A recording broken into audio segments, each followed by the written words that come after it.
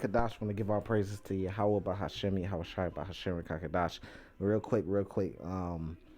Nah, we can make it edifying, but this is a picture that my wife sent me, and she was going to a Mexican restaurant and they had this you could kind of see like on a little menu book pretty much, and you could kind of see what it is, which is the god of the Aztecs, which is really a play on our Lord Yahushua. You remember, because Yahushua said he has other sheep not of this fold, right? So after he went up, what's that, Acts? I think you could read about it in Acts chapter 9. He went up into the cloud, and the cloud received him after he, told the disciples, and then he went over to this world where he had the other sheep not of this fold to teach, and that's why they have a lot of history on that pretty much. But we know a lot of their history was also destroyed when the Spaniards came over and conquered them. That's the reason why they speak Spanish today. I mean, speaking of it, my wife, Mexican, which was formerly known as ports, not saying all Mexico, right? But we know that actually we're going to get some history on it too, some information. But the Aztecs is what you would call Mexicans today. They're Mexicans, right? Today, but during that time they called themselves the Aztecs in that region, right? In that actual region, which we know through the spirit and through the faith, that they go back to the tribe Issachar, the Israelites. So they're really Israelites, right? They go back to Issachar. So my wife, Mexican, would go back to Aztec, which goes back to Issachar. She's from the tribe of Issachar, and she was out, having some drinks or whatever, friends or whatever, and she caught this and she sent it to me, this picture, which is, you could kind of see like the traditions of the Israelites by some of the things that he's wearing. So I kind of just wanted to get some information on it. Hopefully this will be edifying. Start out of Genesis chapter 1 and kind of link this together, right? So in Genesis chapter 1 verse 1, all the way in the beginning, right, it says, in the beginning God created the heaven and the earth, right? And the earth was without form, void, and the darkness was upon the face of the deep. And the Spirit of God moved upon the face of the waters, right? Now I want to jump all the way to verse 26 to get this point that I'm trying to make. It says, and God said, let us make, but it says, let us. So who's the us with God? This is talking about the Lord. This is talking about Yahweh Shai. And this is talking about the angels that was with him that made the earth. It says, let us make man and men in our image after our likeness. So that's not singular, that's talking about multiple when it's using words like let us or are. It says let them have dominion over the fish in the sea. So when the Lord made men, it wasn't one man, Adam. He made men. That's why it says them, which means multiple. And then they had dominion over the fish in the sea, which is kind of and then it goes into the cattle, the earth, and all creeping things, and so on and so on. Verse 27, so God created man in his image, and in the image of God created he him, male and female he created he him. So he created male and female, right, all at the same time. And that kind of, you know debunks that whole it was just Adam and Eve the only people on earth at one point in time. That kind of debunks that, right? Adam was the chosen man. Just, it's kind of similar to, we say we're Jake, and that's short for Jacob, right? But we're not the actual man Jacob, but it's many Jakes, right? Because we're all Israel. You say Israelites because we all come from the seed of the man Israel, so we all are Israelites, or we just call ourselves Israel. When we call ourselves Israel, we're not talking about just one individual. We're saying, look, we're all Israel. It's kind of debunks that, right? Now I want to kind of put it together, and I hold this right here because I got some stuff I want to pull up. Quata, let's try to sound it out. And it's sounded out by actually have a listen. Quetzalcoatl. Quetzalcoatl. That's the actual pronunciation of it, right? Quetzalcoatl, right? Which is the Aztec god, but it's really the Lord Yahushua. They was just calling him Quetzalcoatl, right? But it's really talking about Yahushua, and we're gonna kind of try to make that link, right? But we believe through faith, of course, through faith, which is belief. You have to have the faith and the belief, anything, and then there's small clues that goes back to it, and this is one of them, right? It says it's a deity and Aztec culture and literature, whose name comes from the Nahuatl language. It means precious serpent, or Quetzal feathered serpent in the 17th century, right? It says a descendant of Aztec royalty and historian of the Nahu people wrote Quetzalcoatl, and its literal sense means serpent of precious feathers, but in an allegorical sense, wisest of man. See, so it's like a metaphor, not really to be taken literal, but it says wisest of man. So we know in the Bible the wisest, the knowledge and wisdom come from the Lord. Now let's go back here. And that's like an image, which is like a dark god, right? Black god, right? Because the Lord comes from the tribe of Judah. And if he came back on earth, he would be, you would call him a so-called black man. That's what you would call him, which would be incorrect, but that's the terms and names that they put on us, right? It says among the Aztecs who beliefs are the best document in historical sources, Quetzalcoatl was related to god of wind. Now check this out. And of planet Venus, of the dawn, of merchants and arts, craft and knowledge. He was also patron god of the Aztec priesthood. So we know who's at the top of the priesthood, Yahweh, right? It says of learning and knowledge. Who do we get learning and knowledge from?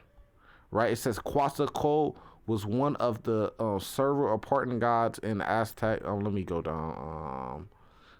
Right here. Quetzalcoatl, the Aztec god of sun and wind, air and learning, wears around his neck. So pretty much it's just saying, look, he's the god of everything. It's naming everything: air, wind, sun, learning, knowledge, wisdom, wind, crafts, arts, knowledge. I mean, it's just naming, and it's pretty much just, and what you're seeing is just pretty much just coming to, he's the god of everything, right? He's the god. And who does that sound like?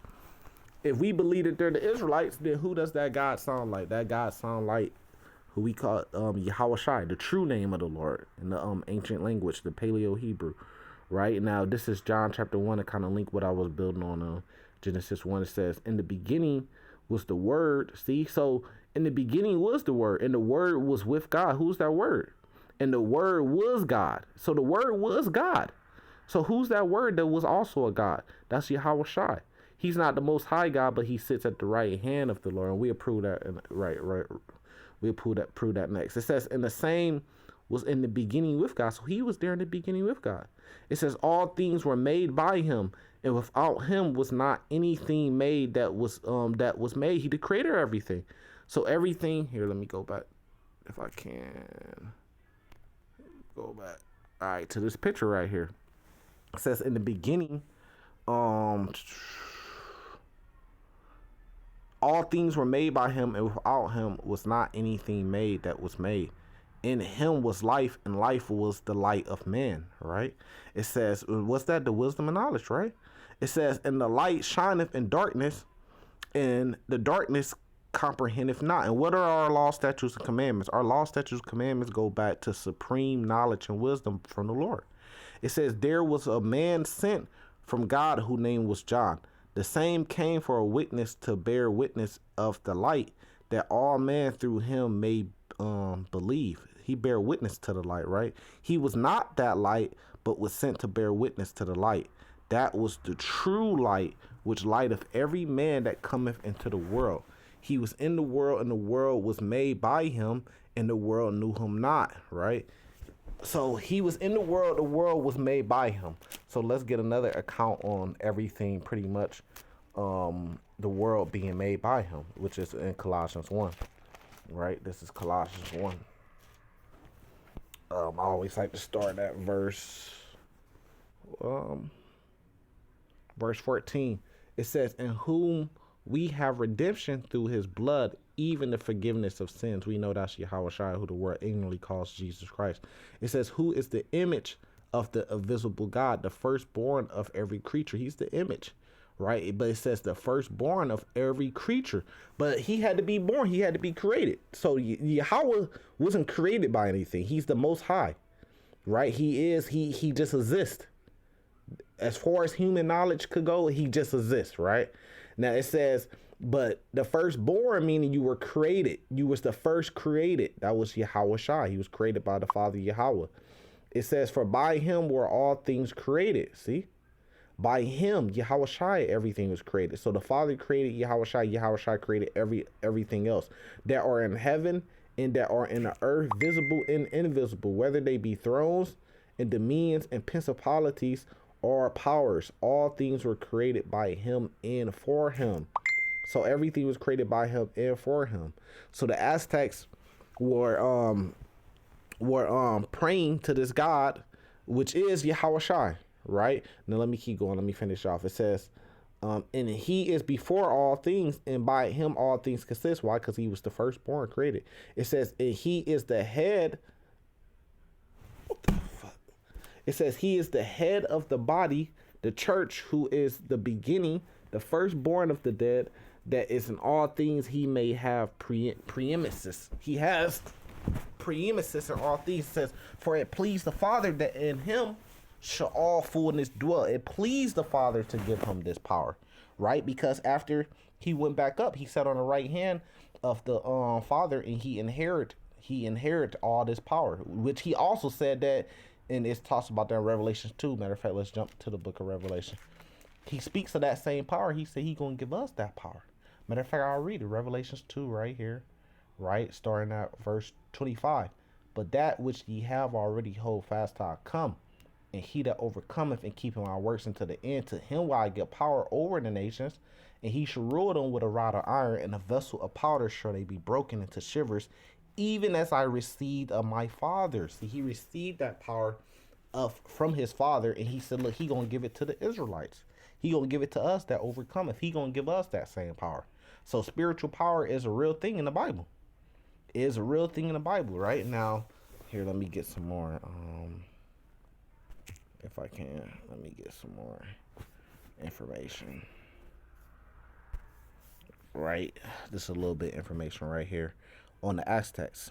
Just kind of putting a link between the Aztecs and the Mexicans, right? So the Mexicans speak Spanish mostly because they were conquered by the Spaniards. So when the Aztecs were in rulership, the Spaniards came over. I believe this was in the 1500s, right?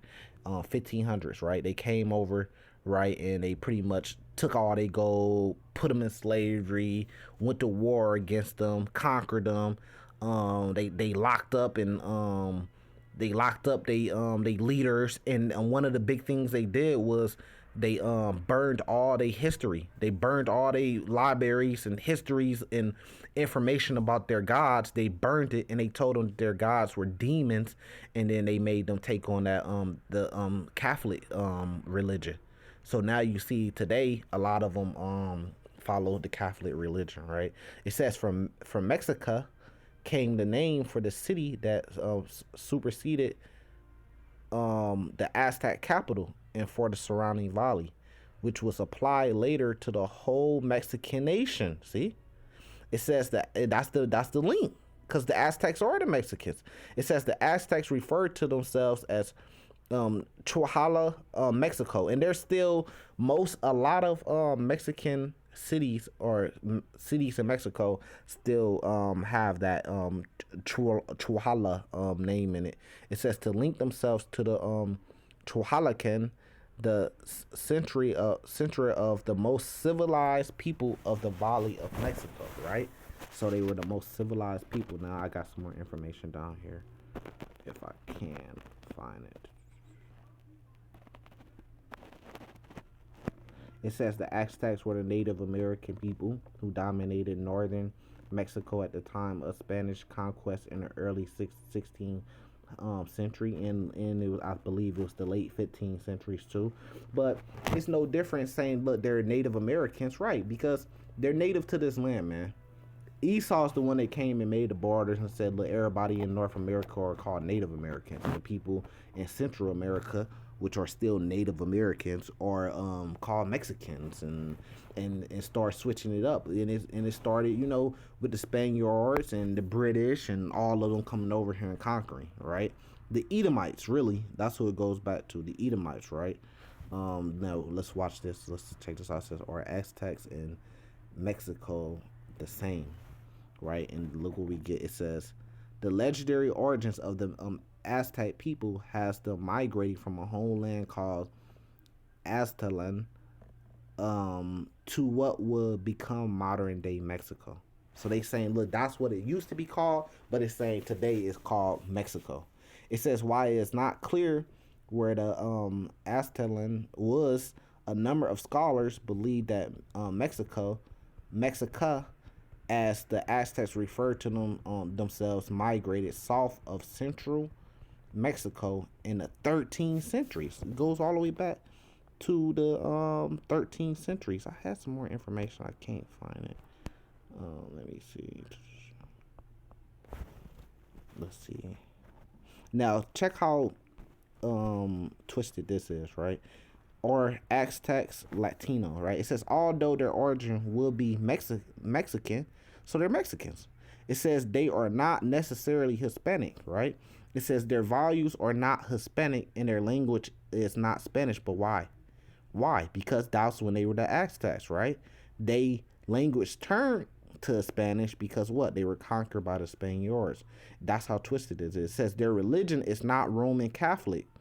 But why was they religion Roman Catholic today? Because they took the religion of the Spaniards. It says, and they do not follow the culture traditions of Spain or Spanish speaking America. Two different people you're talking about. You're talking about Edomites that came over, right?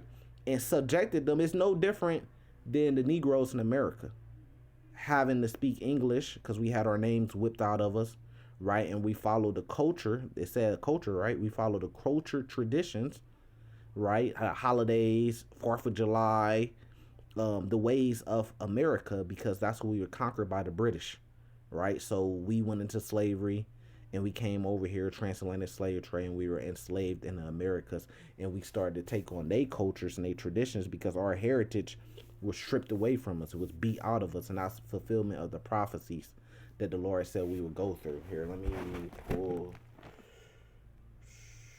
another precept. Let me find that. So the information is out there, and you kind of seeing it, right? And a good key is looking at their God and seeing how their God relates to the Lord, the Yahweh Shai, and relates to the Bible, right? This is, and even their language. If you look into their language, and even if you look into some of their customs with the feathers, with the fringes that they wear on their garments, the way that they set up priesthoods and stuff like that, that all goes back to the Israelites, because the it speaks about it in Second Esdras chapter 13, right? That they came over to a land where man never dwelt. I might as well pull it, right? And they were supposed to come over and keep the law, statutes, commandments. So they retained a lot of law, statutes, and commandments as traditions, but they went off and they sinned in a lot of different ways too. And that's why the Lord allowed the Edomites to come up against them, right? This is Daniel 9, verse here, let me see.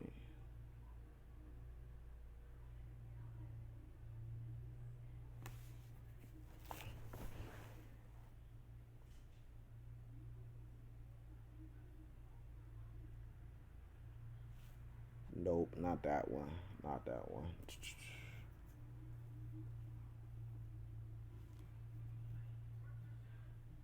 Yeah, Daniel 9:11. It says, yeah, all Israel has transgressed thy law. See, even they did.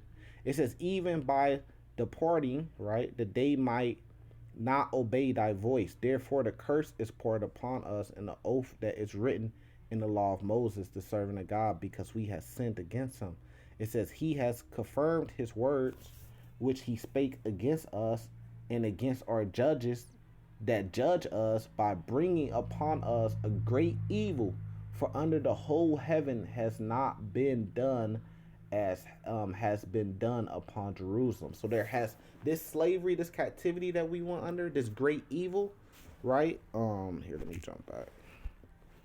There has been no worser evil done to any people on earth more than it's been done to Jerusalem, right? So you could kind of put the links together, right? And that all goes back to faith, like I said. But you could put the links together, right? So who has the most evil been done to on earth?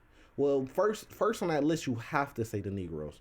There's been nothing more evil done to any group of people than the transatlantic slave trade that happened to the Negroes in slavery in America. That's number one on the list. There's no history that you could go through. There's no facts that you could pull. There's no slavery. There's no captivity that you could point to that outdoes or is more evil than the slavery of the so-called Negroes.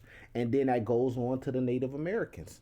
I mean, you talk about whole people genocide, right? Raped, murdered, moved. My pretty much slave trade too, because they would move from different parts of America, broken up, split up, killed, and then they land get took for hundreds of years. Even to this day, their land is still took, and the people that's living in their land is calling it America now and saying that they run it and have federal laws over this land right now. And the Native Americans that are still around are in subjection to these people. That's a very grievous thing. You can't find nothing worse on earth than that. And then same thing with the Aztecs. What happened with the Spaniards conquering them? So then you got to put all three together: the Negroes, Native Americans, and Latinos.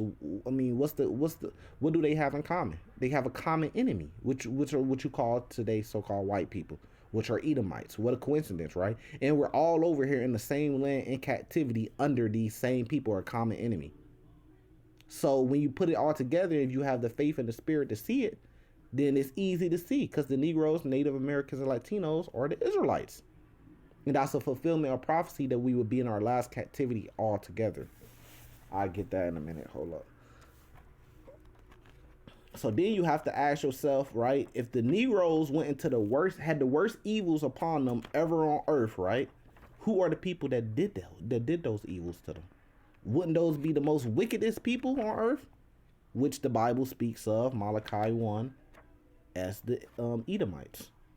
This is 2nd Esdras chapter 13, verse 40. Those are the 10 tribes, right? The Native Americans, Latinos, Mexicans, right? The 10 tribes, right? Known as the Northern Kingdom, which were carried away prisoners out of their own land in the time of Hosea the king, who Sennacherib, the king of Assyria, led away captive. And he carried them over the waters, and so came they into another land. But they took the counsel among themselves that they would lead a multitude of heathens and go forth into a farther country where never mankind dwell, which is America. But it causes something different right here. It says that they might dare keep their statutes. They supposed to keep the law, statutes, and commandments. It says which they never kept in their own land. They didn't keep it over here, and that's why the Lord allowed them to come, the Edomites to come against the Native Americans and Latinos, the same way He allowed the Edomites to come against the Negroes, because we weren't keeping the law, statutes, and commandments. It says, and they enter into the Euphrates by the narrow passage of the river. For the Most High then showed signs for them, and held still the flood till they were passed over. For though the country there was a great way to go, namely of a year and of a half, the same region is called Azareth, right? Then dwelt they there into the latter time, and now when they should begin to come. So it says, look, they called it Azareth, right? And it said, look, they will be dwelling here into the latter times. And to the end, right? Which is what? Which is a fulfillment of prophecy in what's that? Jeremiah 50 off the top of my head. I'm going off the top of my head. Bear with me. Jeremiah 50. I'm going off the top of my head now. I had Genesis chapter 1 down, but now I'm just going off the top of the head. Okay, so Jeremiah 50, verse 1, Jeremiah 50. Verse 4, straight to the point, right? Fulfillment of prophecy says, in those days and in that time, say the Lord, the children of Israel shall come, they and the children of Judah together. So the children of Israel, just speaking of the northern and southern kingdom, should come together, which is also a fulfillment of the prophecy in Ezekiel chapter 37, right? It says, going and weeping, they should go and seek the Lord their God. And that's what you see today. With the camps, you see Native Americans, you see Latinos, you see Negroes at the camps. I mean, just look at some of the camps in Chicago, right? You see a mixture, right? And what are they doing? They going and they weeping together to the Lord. That's a fulfillment of prophecy, right? So really, we're all the same people, because we all come from the blood of the man Jacob. We're all Israelites, 12 different tribes, but we're all Israelites, and the Lord said He's going to make us one back together. There's no longer going to be a northern kingdom and southern kingdom split. There's no longer going to be that split between us. We're going to come back as one people together, and that's fulfillment of prophecy. So this is just, hopefully it's edifying, just to show you some of the links and more insight. Hold on, I had one more because I kind of forgot it. Back to Revelation chapter 4, right? Revelation chapter 5, right?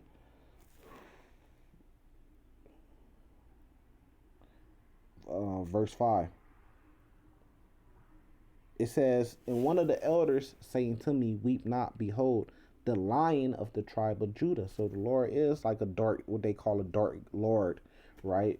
They just saying as far as his skin, dark skin, because he came from the tribe of Judah. We know the tribe of Judah through spirit is the Negroes, right? It says the root of David has prevailed to open the book and to loose the seven seals thereof. And I behold, and lo, in the midst of the throne and of the four beasts, damn, what the hell? And in the midst of the elders stood a lamb as it had been slain. Who's the lamb? Who the world ignorantly calls Jesus Christ, the Lord, yeah, Yahweh Shai, having seven horns and seven eyes, which are the seven spirits of God sent forth into all the earth, right? It says, and he came and took the book out of the right hand of him that sat upon the throne. So who's sitting on the throne? You have Yahweh the Father. Now Yahweh Shai, he came and took the book out the right hand. He's on the right hand, right? And that's pretty much it. It keeps going on and on. It just keeps going into the point. But that's pretty much the point. So Yahweh Shai sits on the right hand. He was able to come take the book out the right hand of him that sits on the throne, which is Yahweh.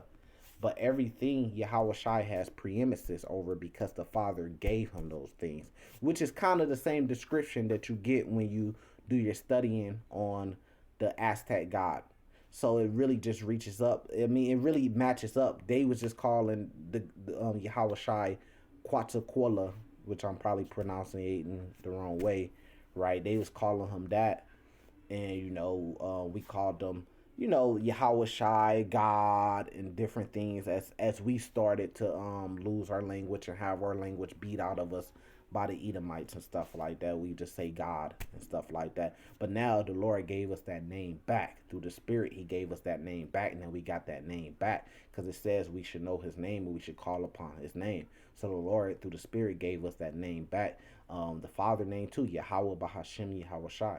So that's who we give our praises to. Just little clues here and there. Hopefully it's been edifying. With that, I'm gonna say salvation to the elect. Shalom.